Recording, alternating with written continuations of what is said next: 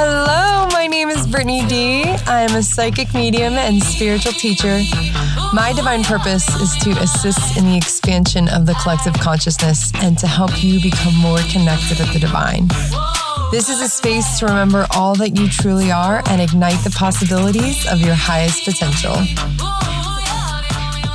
Hey, hey, lo. Hey, lo. Yay! Welcome back to another episode of the Addicted Household Recovery. Recovery. Guys, today we are going to talk about why this is a spiritual illness. Why this is rooted in belonging and coming home to yourself and coming home to your connection with spirit. Seriously though, this is why I firmly believe, so I got a cough drop, but it's my allergies today. This is why I firmly believe that this is a spiritual illness, is because the suffering that this illness is connected to is directly connected to the sensation of belonging. And, you know, I've been kind of giving you guys updates of my sobriety journey as I'm moving, and I'm so proud of myself. I'm been really strong, and it's all been God's love the whole way that has been keeping my head above water, keeping me going.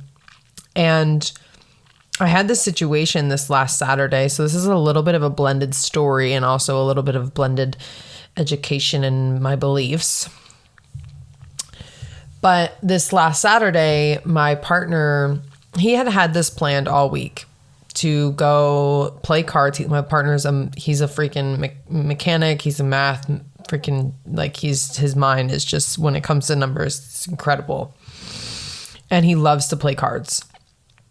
And so he had these plans to go play cards with a buddy of his. And I didn't really know what I was going to do. I was like, okay, maybe I'll just hang out at home with Gaia, I don't know. And it was so uncomfortable as the date got closer and closer, because he had already went and played cards during the week, which I really value our time in the evenings, and had something else one other night. And so I was already feeling like kind of like this longing and this missing him. And I'm like, man, you work all day and then you're doing this each night. We've only spent a few nights together this week. But he had these plans to go play cards. And it was something that kind of got rescheduled a few times. And he was like I wouldn't say getting frustrated, but just like, I'm going to play cards this weekend. Like, I'm going to the casino. Like, I don't care what happens. And so then Saturday came and I didn't really have any plans. And so I was like, you know what? I feel like what feels really good is for me to go do something. I'm going to ask my mom if she'll watch Gaia. That way I have some spaciousness to go hang out with friends myself, instead of just like feel this sensation of like, oh, I'm stuck home with the kid, then that I would be even more like in the hole and in resentment, or just feelings of separation. And so my mom was like, yeah, I can do that. She told me on Saturday morning. I asked her on Friday. She told me on Saturday morning. And then his friend kind of like not bailed, but they were supposed to leave at a certain time. He's like, oh, it's going to be a few hours, this and that. And I said to my partner, I was like, are you sure you don't want to just hang out? And he's like, listen, I'm going either way. Even if he doesn't go, I'm going. Like, I've been, really looking forward to this.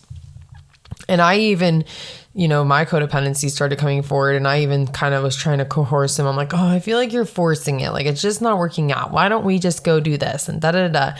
And he's just like sitting on the side of the table, and he just like tilts his head. He's like, no, like, what? No, I'm going to play cards. Like, what are you talking about? And he's like, he even kind of communicated that, kind of hurt his feelings. Like, I don't tell you whenever your friend starts to bail that like your plans aren't working out for you and you're forcing it and da-da-da and all this stuff. And he was totally right. And I was totally in my trying to fix, control, manage his experience so that way I could get what I wanted, right? Which is to spend time with him. Really to spend time with all of us as a family. So I was in this sense of feeling rejected, feeling like he didn't want to hang out with me. And he said that, he's like, I don't want to hang out with you right now. I want to go play cards. And, and our everyone in our experience is always a divine mirror, right? They're always a reflection for us. And that's how I was feeling inside. I'm like, he doesn't want to hang out with me. And so then that's literally what I received. And so then I felt this even deeper sense of like rejection and not belonging and not being wanted and not being desired. And I was like, okay, I'm going to drop Guy off and I'm going to go do something for myself somewhere that I really enjoy and that I really, I think that I'll get something out of it and come home to myself and my soul more. And I did. I ended up going to this herbal event at a yoga studio local here, and I was definitely meant to be there. I had a few synchronistic events happen, and I really was able to get into my soul space. I will say though, in the same breath, I was definitely still like vibrating in this place of codependency and not belonging. And I was really just working through it internally, like really not feeling like even in a place where they're inviting belonging, I still didn't belong. I still felt separate. I still felt like nobody understands me and, this whole disconnection. And eventually I got to a point where I just let go. And I was like, this is, luckily they had a sound healing portion where it was a really deep internal experience. And I was like, just really went into myself and into the depths of myself and connected with God and came home to myself. And then this like void and this sense of not belonging and not being seen and not being desired and not being wanted, it got filled. And I left thinking like, wow, that is just so wild. That whole journey that I went on today, because I logically know and understand that addiction and codependency are directly connected to this sense, this void, right? That's being filled. But I really firmly believe that it is this sense of belonging and this sense of connection and this sense of, being held is a great way of saying it. And really, yes, other people in your external experience can give that to you for moments of time. But the reality is that you are a child of God and you only really belong to God. Like literally. That is the only, if you were to say that I belong to my parents or I belong to my partner or I belong, like, listen to that. That sounds insane. You don't belong to anybody but to God. And so that's why this sense of disconnection and this sense of belonging that you're trying to find, you can only find with God, because the truth of the matter is you only belong to God. You only belong to yourself. There's no separation between you and God. And that is ultimately what home really is. And so whenever you're feeling rejected, when you're feeling like you don't have a sense of belonging, and this is also why I believe that, in AA, like the community part and like having people that have your back and a sponsor and having a place where you can find belonging is so important and such a big part of the recovery. It's not just working the steps, it's going to the meetings, it's having these groups of people around you to support you and hold you. And your sponsor, showing up for you, it's having somewhere to belong until you can get to the place where you belong to self, where you belong to God and God only. And so I experienced it like full-fledged. It was like I was popping in and out of, I wasn't rejecting the human experience. I was genuinely feeling, despair and loneliness and rejection and all these things. But then I was also able to like step out in the same breath and observe it and be like, wow, this is really interesting. We're not able to find our belonging right now. And part of me looks back and thinks, Brittany, you could have just gone, because I even took myself out to eat, thinking that like going on a date with myself, I would like, feel good about myself. But I just felt rushed because then I planned to go to this event. And I'm like, you could have just spent all that time by yourself and you probably would have gotten to that place a lot faster. But it's not about rushing the healing process. I know I was where I was meant to be. There was a lot of synchronicities that happened with people that evening. But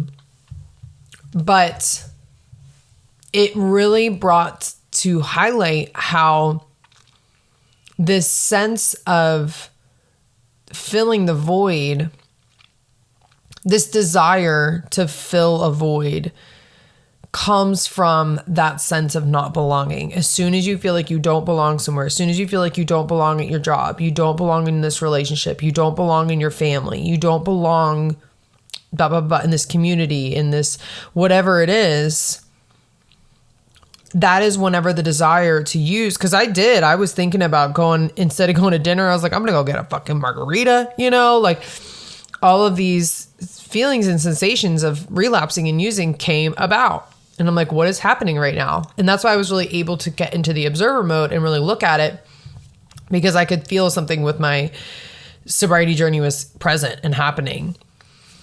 And so the minute that we feel like we don't belong in this relationship, or we don't belong in this job, or we don't belong, in this community, or we don't belong in this purpose, or whatever it is, that disconnect is when the void starts to feel, that's when the void opens, right? And we start to feel empty.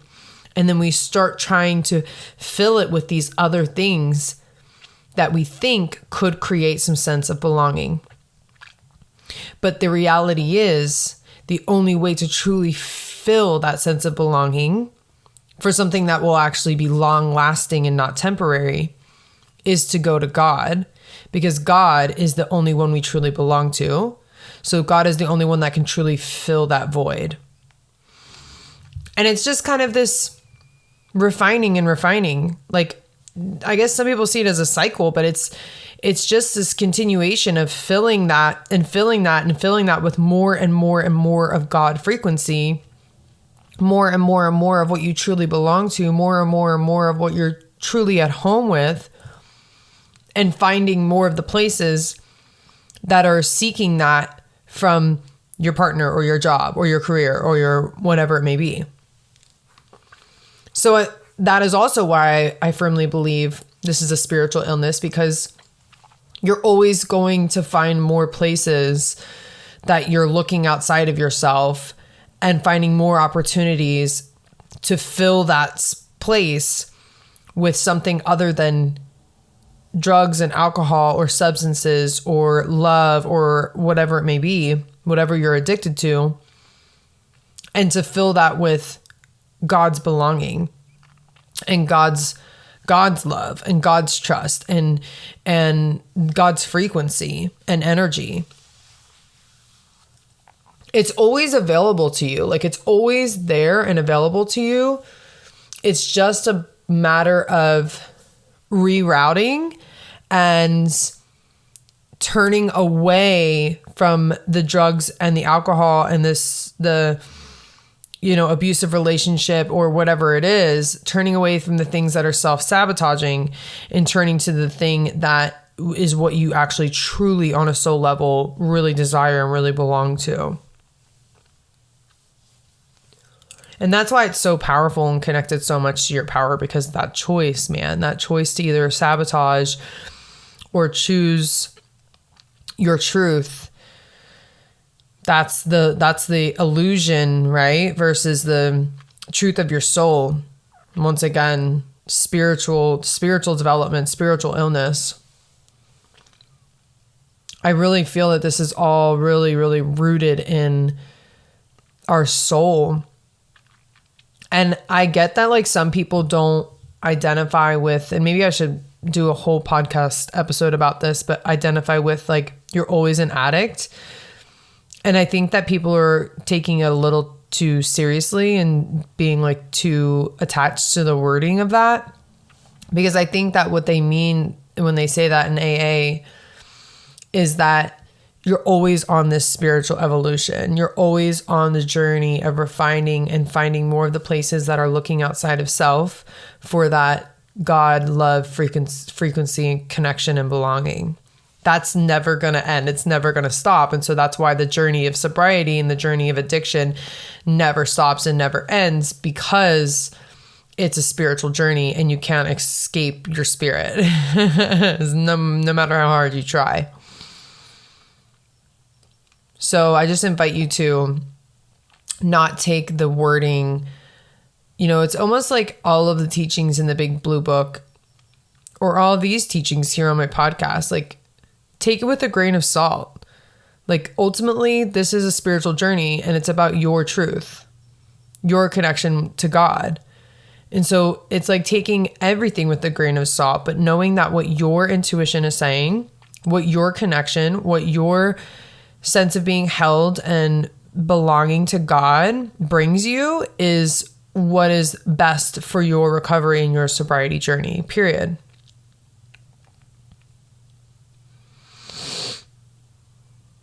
It's really just about you and God.